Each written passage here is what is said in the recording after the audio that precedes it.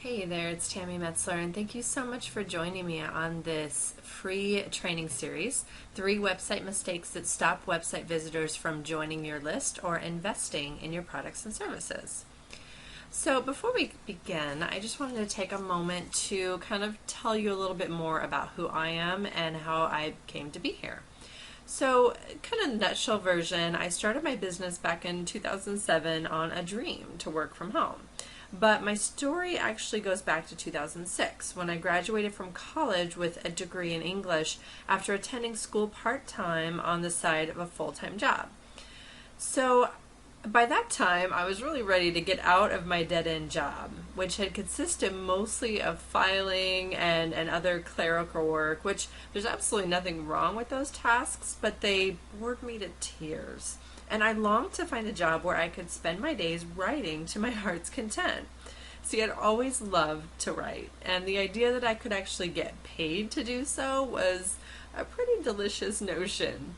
But writing jobs in my neck of the woods were scarce, to say the least, and competition was fierce. So after about a year of hitting dead ends on the job front, I started to get discouraged, and I felt like I was drifting away from my dream more and more each day. So finally I decided enough was enough, and that if I couldn't find a job doing what I wanted to do, I would make my own. So in 2007, the Right Associate was born. And I took my time putting the pieces in place and spent another year or so researching how to start a business, all while holding down my day job at an advertising agency. But my plans were rushed a bit when my newlywed husband and I discovered that we had a bundle of joy on the way. And by the time our daughter arrived in April of 2008, I was still working full-time at that advertising agency, and I very happily took my 6-week unpaid maternity leave as an opportunity to not only bond with my little girl, but to also kick my business into full gear. See, I really dreaded the idea of going back to work, and by the time my maternity leave was coming to an end, and I still didn't have daycare lined up because I'd been putting it off. And thankfully, my husband was able to take some time off work, so he took my place as childcare provider while I went back to work. But I was miserable, even more so than before. And every day it felt like I was wasting my life away, doing what felt to me like meaningless tasks, while my dream to work as a writer sat on hold, and my baby girl grew up without me. So about a week into my return to work, I went out to my car, I called my husband, and through a mouthful of sobs told him that I couldn't do it anymore, that I wanted to quit my job and focus on my writing business full time.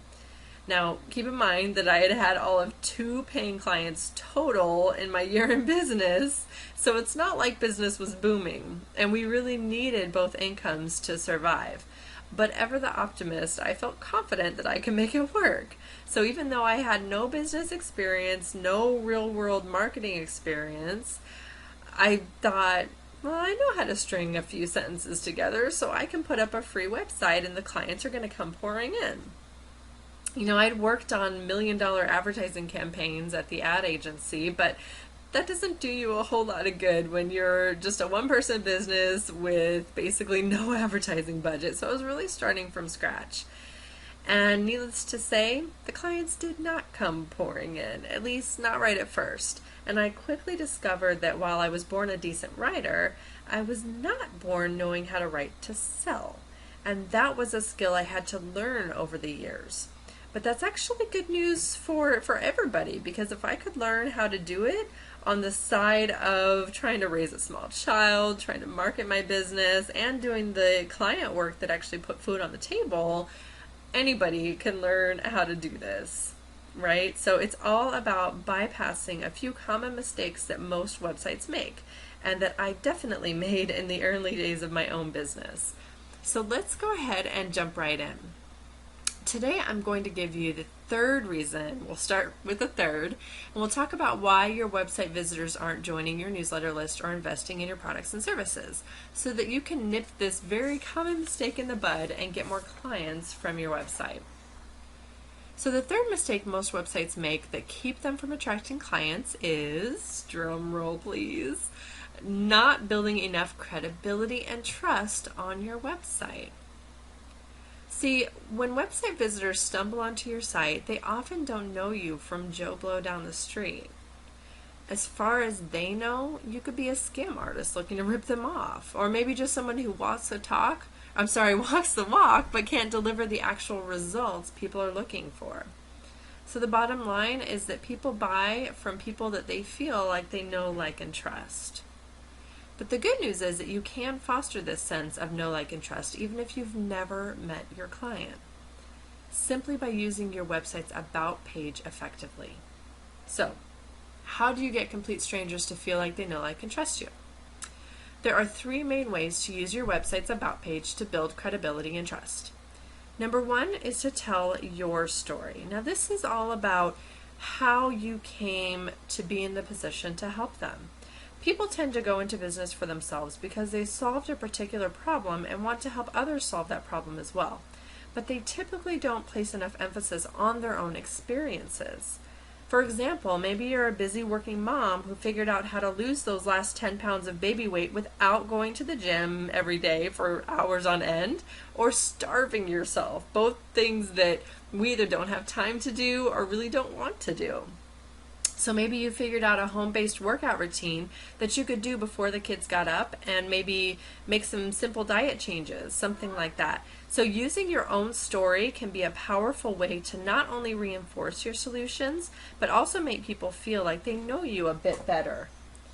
So, and the other option is to tell their story. Maybe you don't have your own story per se, but received specific exclusive training. So one of my clients, a virtual assistant, was one of only a few professionals who were allowed into a well-known, highly successful marketer's training program on product launches. So instead of marketing herself as a general internet marketing VA, as she'd been doing, we highlighted the fact that she knew these industry secrets and was trained by the best of the best. So even though she didn't yet have a paying client, she was able to use her knowledge and training to boost her credibility. And last but not least, to showcase testimonials. So this is to make use of the happy stories that you get from your clients. And this is one of the fastest ways to build trust, is to hear it from someone else. The one thing that you really want to avoid is sitting there saying that you're the greatest thing since sliced bread, because that comes off as braggy and off-putting, right? But if your client Sally says it, those words are golden. So it's a lot easier to believe what a third party says than if you simply say it yourself. So now here is the other big question you might be wondering. What's the quickest way to get testimonials? Ask. I know it's simple, but it is so powerful, and it's something that so many people don't do. Now, once people feel that you're legit, their defenses go down, and they'll be much more likely to take advantage of your products and services. Okay, so that is it for today. Thank you so much for joining me, and please keep an eye on your email for the next 2 videos over the coming days, which will reveal not only the top 2 mistakes that most websites make, but we'll also share one simple formula for getting website visitors excited about your products and services, plus 11 ways to turn website visitors into clients. And in the meantime, please use the comment section below to share your top takeaways from this video training. Let me know if you learned anything new, or what one thing you'll do today to build more credibility and trust in website visitors. Or to just ask me questions if you have any, and I'll make sure I do my best to respond. And if you liked what you learned here and feel like it might be helpful to your friends, please use the buttons below to share this video. Thank you so much, and I look forward to hearing from you and seeing you in the next videos. Bye-bye.